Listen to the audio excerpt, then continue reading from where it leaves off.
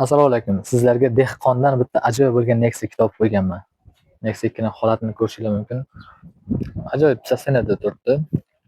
Yili ko'rinayotgan bo'lsa 2011. Mashinamizning saloni holatlari.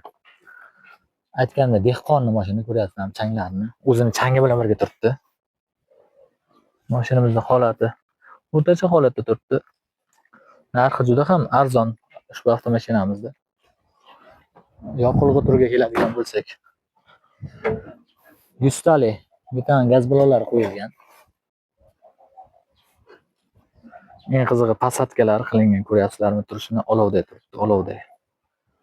Ushbu Instagramga yozsanglar ham bo'ladi, bemalol mashina narxi kimgadir qiziq bo'ladigan bo'lsa.